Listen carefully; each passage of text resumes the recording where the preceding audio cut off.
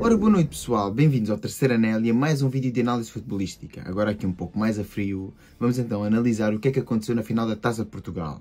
Um dia de grande benfiquismo, um monte de incompetência da nossa parte e, como dizia o outro, um roubo de igreja. Queres saber daquilo que eu estou a falar? Fica a ver este vídeo.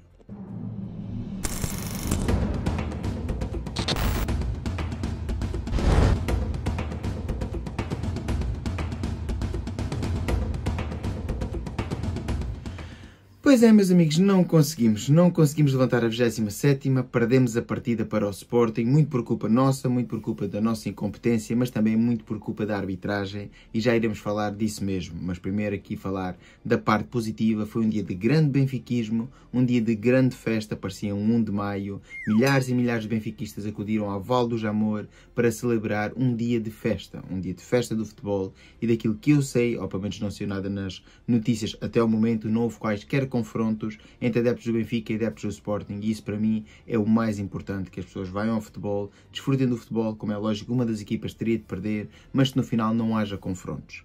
Dito isto, no final do vídeo irei passar algumas imagens de como foi o meu dia no Val do Jamor, de benfiquistas que já conhecia, de benfiquistas que fiquei a conhecer, todos excelentes amigos e, na minha opinião, foi a melhor parte do dia.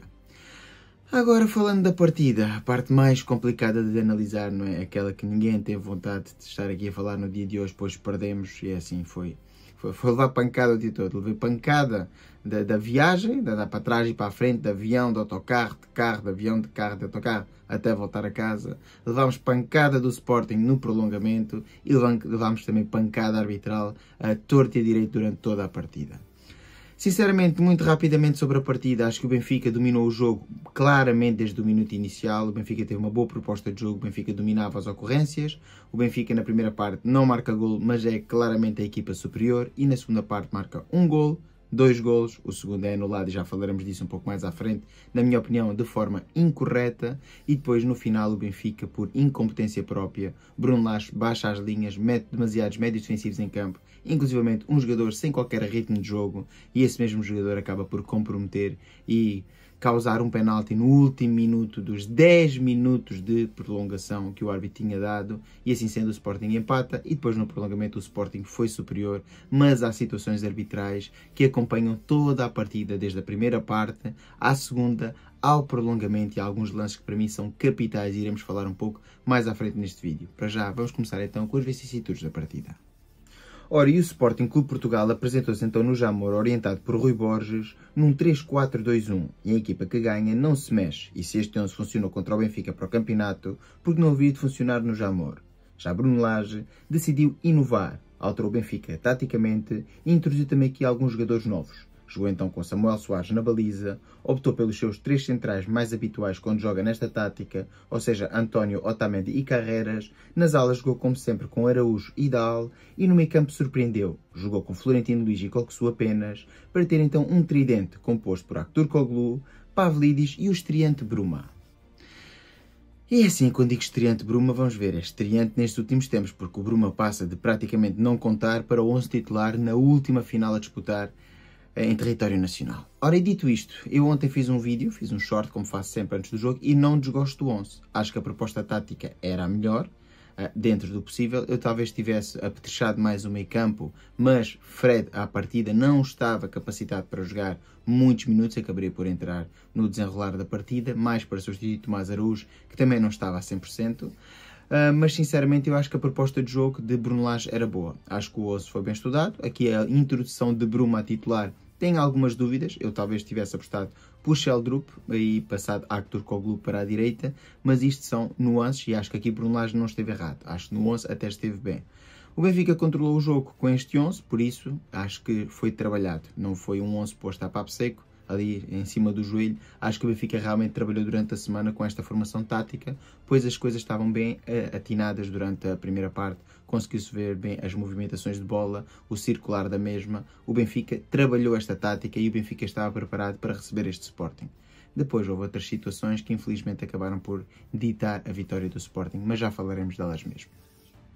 Ora, e a primeira oportunidade de perigo pertenceria mesmo ao Benfica. A passagem do minuto 19, um passe entre linhas de Bruma, deixava assim Pavlidis dentro da área. O jogador grego com o pé esquerdo com um bom potente remate, via assim Rui Silva fazer uma defesa e a bola ainda embateria no poste. E à passagem do minuto 27, o Benfica voltaria a estar perto do golo, numa boa condução de Aktürkoğlu pelo corredor central. O mesmo faz um passo a descair para a direita para Bruma, e este vê o remate ser interceptado por Quaresma e por pouco não enganava Rui Silva. A bola acabaria por ir para canto. Ora, e com o final da primeira parte tínhamos então as seguintes estatísticas. De posse de bola para o Sporting de 53% e o Benfica tinha 10 ações na área adversária contra apenas 7 do Sporting. Tinha efetuado 4 remates contra 3 dos Leões, sendo nos quais 2 contra 2 nos remates enquadrados. E é assim, ontem foi dos poucos jogos onde fiz um mini short a meio da partida, porque acho que realmente o Benfica tinha uma toada muito superior à do Sporting, embora aqui as estatísticas possam parecer mais parelhas. Para quem estava no Jamor, a sensação que dava é que o Benfica tinha total controle do jogo. Eu não saí em casa, como é evidente eu não vi o jogo pela televisão, depois só vi resumos e resumos alargados, principalmente dos lances polémicos e não tanto do resto da partida, pois isso eu vi ao vivo e não tenho grande interesse. Não estava assim tão alcoolizado, até estava bastante sóbrio para a festa que foi durante o dia e vi a partida com atenção. O Benfica dominou as ocorrências, o Benfica controlava os ritmos de jogo e as jogadas de grande perigo, realmente de grande perigo, foram todas por parte do Benfica. Os remates que o Sporting teve na primeira parte foram remates inconsequentes e houve imensas faltas. E aqui vou começar por falar um pouco só na arbitragem. Eu acho que Luís Godinho não foi o principal árbitro da partida e já falaremos no final do vídeo. Mas naquilo que ele pôde desequilibrar dentro de campo na primeira parte e também na segunda, já fazendo aqui a ponte para o segundo tempo, marcou demasiadas faltinhas. Qualquer toque em jogador do Sporting que caía ao chão era falta. Já ao contrário, isso não aconteceu tantas vezes. Também aconteceu algumas vezes e acho que foi demasiado perdulário em termos de faltinhas. Um árbitro tem que ser um pouco mais deixar jogar e não pode estar a marcar todas as faltinhas. Marca claramente os ritmos de jogo e um árbitro não deve marcar os ritmos de jogo. Um árbitro deve deixar de jogar até que haja realmente alguma falta que seja passível de interromper a jogada. Agora, todos os toquezinhos nos jogadores do Sporting caíam para o chão, eram sempre marcados falta, inclusive alguns do Benfica. Na minha opinião, essa não deve ser a forma de arbitrar, principalmente numa final da taça. Mas enfim, o Sr. Luís Godinho é que tem o curso de árbitro e eu não. Ora, e o Benfica não podia começar melhor a segunda parte. Numa jogada iniciada por Aktürkoğlu à esquerda, com um passo para a cabeça da área onde encontrou assim Koksu, o jogador turco com uma autêntica bomba do meio da rua inaugurava o marcador, batendo Rui Silva sem apelo nem agravo.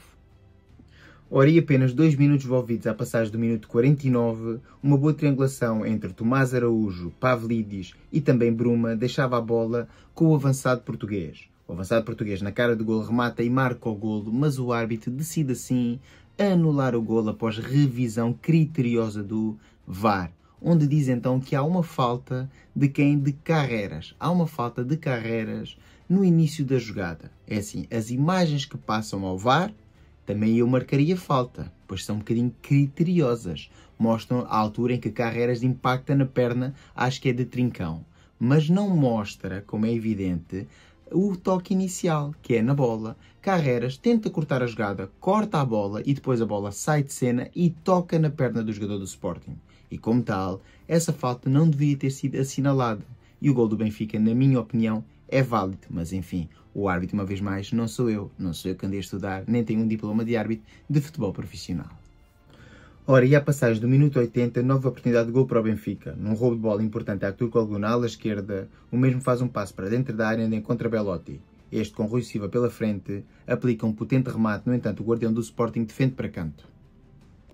Ora, e a passagem do minuto 99, a jogada que definiria o encontro. Numa grande arrancada do Sporting pelo corredor central, onde passaram por vários jogadores do Benfica, depois Gyökeres na condução de bola, vê Renato Sanches vindo do nada numa abordagem completamente displicente e sem sentido, a balroar o atacante leonino. O árbitro, sem qualquer dúvida, marcaria grande penalidade. E o avançado sueco, chamado assim a marcar, não falharia, restabelecendo assim o empate na partida. E é assim, sobre esta jogada, é um penalti inequívoco, não há qualquer dúvida. E agora pergunto eu, já viram as imagens, faz algum sentido esta abordagem? Primeiro, o Gyökeres não tinha ângulo de remate para a baliza. Em segundo lugar, Otamendi já estava em cima do lance. E em terceiro lugar, tu podes fazer um penalti, mas quando estás a tentar cortar a bola, quando veja correr por trás e dás apenas uma joelhada no atacante dentro da área, não faz qualquer sentido. É a pior abordagem técnica que se pode fazer a um lance deste género. Sinceramente, não faz qualquer sentido. Querem fazer uma falta destas? Façam a 10 metros atrás antes da área, como é evidente. E no início da jogada, estamos a falar do minuto 99, não me canso de dizer, meus amigos. Faltavam segundos para acabar a partida e ninguém conseguiu agarrar os jogadores do Sporting. Estes últimos minutos não são para jogar, não estou a dizer para fazer antijogo, mas é, como é evidente, se o Sporting tiver a bola, cortar, fazer faltas, levar amarelo, isso não faz diferença. Não se pode jogar este minuto final e muito menos deixar o Sporting cavalgar até a área adversária. E aqui sim, mérito do Sporting, que soube acreditar até ao final, e de mérito nosso, incapacidade, como é lógico, de controlar estes últimos minutos. Um Benfica muito fraquinho a controlar os últimos minutos de uma partida que era tão importante. Ora, já no prolongamento, à passagem do minuto 98, após um canto bem marcado, a bola acaba por sobrar para a cabeça da área e depois Trincão, já na ala esquerda, com um cruzamento para a área, encontra Arder ao segundo posto. O avançado nórdico, com um bom salto e um bom cabeceamento, batia Samu para pôr os Leões por primeira vez em vantagem no marcador. E já passado do minuto 120, uma boa triangulação entre Gyökeres, Harder e também Trincão deixa a bola no avançado português que dribla António Silva e só com Samu pela frente punha assim um 3-1 final na partida. Ora, e com o final da partida tínhamos então as seguintes estatísticas: 54% de posse para o Sporting, 31 ações na área adversárias para a equipa de Alvalade contra 28 do Benfica, 19 remates para o Sporting contra 14 do Benfica, sendo dos quais 10 contra 8 nos remates enquadrados. Ora, é assim, meus amigos, chegando até ao final da partida, falta-me apenas falar aqui de alguns lances em concreto, como é evidente, não vou passar imagens de todos, mas é assim, daquilo que eu tinha falado, há duas cotoveladas, pelo menos, dos jogadores do Sporting, que mereciam segundo amarelo, na minha opinião, uma de Ullmann e uma de Harder. Harder, inclusivamente, chegou a ver um amarelo por uma jogada similar, mas o árbitro permitiu demasiadas faltas grosseiras deste género a jogadores do Sporting que já tinham um amarelo. Há quem também se queixe de uma falta, acho que é do Tino, que já tinha amarelo ou coisa assim, mas aí eu não acho que seja realmente relevante. Mas para mim o lance que é realmente relevante na partida, e até dando de barato que essas cotoveladas de Ullmann e Harder não são intencionais e como tal poderiam passar desapercebidas e o VAR não deveria entrar e não pode entrar por um cartão amarelo, o VAR era obrigado a entrar nesta jogada que vocês estão a ver aqui. Podemos ver claramente que Maxi Araújo primeiro pontapeia a cara de Belotti, e aí até podíamos dizer que não é intencional, e que depois o outro jogador do Sporting acaba por dar uma cotovelada em Belotti, e aí também poderíamos dizer que não é intencional. Lá está, estamos aqui só a conjecturar a situação. Mas esta segunda pisadela de Maxi Araújo à cabeça de Belotti é claramente intencional. Tanto que foi intencional que até depois nos cânticos de festejo do título da Taça de Portugal, os jogadores do Sporting regozijaram-se que aqui nós pisa a cabeça, como disseram na festa. Ou seja, sabem perfeitamente a jogada que fizeram e é assim, como é evidente, o senhor criterioso que conseguiu encontrar um fora de jogo na primeira parte, 26 cm, que não parece estar de longe 26 cm em fora de jogo, como podem ver aqui, e mais outras situações também acabou por anular e cortar, como o lance do segundo gol que já falámos, onde Álvaro Carreiras toca na bola, mas o Sr. Tiago Martins esqueceu-se de ver que Carreiras tocava na bola primeiro. Aqui no VAR, com todas as imagens que inclusivamente deram na retransmissão, ou seja, todos os portugueses viram no país, menos o Sr. Tiago Martins, tinha muito mais camas e muito mais televisores. Se calhar tinha ido à casa de banho, estaria aflito e não ficou ninguém na sala VAR. É a única explicação possível. Mas gostava realmente que, e é por isso que eu defendo, que os árbitros, no final da partida, viessem explicar numa conferência de imprensa os lances duvidosos. Pois eu gostaria de ouvir ali, em vivo, ontem, não agora já com tempo para ter preparado uma resposta, ontem, a seguir ao jogo, ele explicar como é que pisar a cabeça de forma intencional não é uma agressão passível de cartão vermelho. Aliás, não era o VAR que dava o cartão vermelho, o VAR chamava o árbitro da partida e depois eu queria ver o Sr. Luís Godinho ao minuto 94, sim, porque aquilo era o minuto 94, com o Benfica a ganhar 1-0 no marcador, como é que ele ia sacar esta bota, mas pelo menos a partida teria sido interrompida. Dito isto, do resto não há assim muito mais a dizer. O Sporting no prolongamento foi claramente superior e superiorizou-se ao Benfica e, como é evidente, dentro de campo, tirando essas situações que aconteceram, estas situações todas que eu falei foram nos 99 minutos e 30 segundos. Dito isto, não há muito mais a dizer. Fomos incompetentes da nossa parte. É assim, dar um MVP do Benfica a mim torna-se complicado. O Benfica não teve nenhum jogador que sobressaísse. Jogou como um todo na primeira parte e jogou bem, mas na segunda parte não houve assim nenhum também elemento de grande destaque. Talvez já que Turkoglu, por ser um elemento resiliente durante toda a partida, tentar ali várias jogadas, como vimos, como foi bastante evidente, muitas das jogadas de perigo do Benfica tinham um dominador comum que era assim, Turkoglu, e talvez tenha sido o MVP por parte do Benfica. O que dizer de Bruno Lage? Gostei muito do 11, gostei da proposta de jogo, já o disse e não vou tirar isso, como é evidente, só porque o resultado foi negativo, mas depois não posso conceber que o Benfica defenda 1-0 no marcador. O Benfica estava a dominar o jogo e não era... Eu percebo trocar avançado por avançado, mas depois não percebo continuar a retirar peças de campo ofensivas para pôr defensivas. O Benfica acaba os 100 minutos de jogo iniciais com 5 defesas, 3 médios defensivos e depois 2 atacantes. Não se pode jogar assim à defesa, meus amigos, porque o problema foi sofremos um gol e entramos no prolongamento com demasiados elementos defensivos e depois só no prolongamento é que utilizou Di Maria, e eu nem quero falar muito de Di Maria neste vídeo, porque o vídeo não se trata de Di Maria, mas a forma como foi utilizado Di Maria nesta final não teve qualquer sentido, mas isso falaremos noutro vídeo à parte de despedida do craque argentino. Quando mesmo abandonar o Benfica falarei desta mesma situação. Dito isto, Bruno Lage acaba por enterrar a equipa em termos de profundidade. Não é culpa sua que Renato Sanches tenha feito aquela palhaçada de penalti, como é evidente, ele não deu essas instruções e acredito que ele também esteja bastante agastado. E não estou a defender Bruno Lage, mas nem tudo é culpa de Bruno Lage. É culpa de Bruno Lage, é culpa de Renato Sanches, como é evidente, e que a culpa é individual, é Renato Sanches que comete um penalti estapafúrdio, é que Gyökeres não estava sequer em situação de golo, porque se estivesse em situação de golo até percebo. Se estivesse isolado para marcar um golo, fazer uma falta na tentativa de o avançado nórdico não marcar gol, mas ele não tinha ângulo de remate, ainda tinha o Otamendi pela frente e nem sequer tenta, ou não esboça sequer a vontade de cortar a bola. Renato Sanches vai dar uma joelhada por trás em Gyökeres e derruba-o dentro da área, e é uma autêntica palhaçada para um jogador que para mim nem devia ter estado presente no Jamor, pois não tinha qualquer condições para jogar. Não tem ritmo de jogo, não tem feito parte da equipa e em 2005 tem 2 jogos efetuados. Aliás, tem um jogo efetuado porque ele lesiona-se na Taça da Liga. Não, 2, exatamente 2. Ele lesiona-se na Taça da Liga frente ao Sporting e depois joga contra o Barcelona ali uns minutinhos. Acho que até joga nas 2 partidas, não estou bem recordado. É muito, muito pouco para Renato Sanches. Toda a gente esperava que fosse um canto craque e acaba por... Não compromete a época em termos de campeonato, mas compromete a época em termos logísticos, mas isto é uma decisão da direção e não de Renato Sanches voltar ao Benfica. Mas depois, o erro cometido no penalti foi claramente culpa de Renato Sanches. E aqui temos que chamar os bois pelos nomes, como costuma dizer. Não estou a chamar nomes ao Renato Sanches, como é evidente, é apenas uma expressão.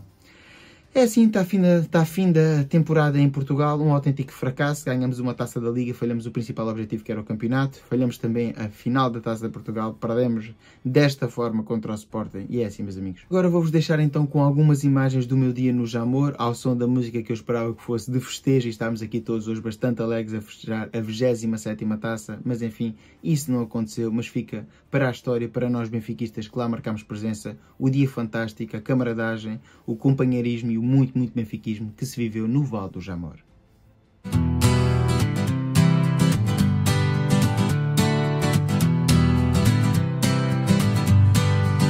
Há uma cor que nos enche o coração, essa cor é o vermelho, é a cor da nossa nação. Numa farmácia nasceste, com o espírito de ganhar, nunca ficarás sozinho, estaremos sempre aqui a apoiar. Somos um clube humilde, mas não sabemos ser segundo.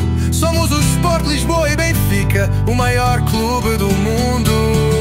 Viva o Benfica! Viva o Benfica! Viva o Sport Lisboa e Benfica!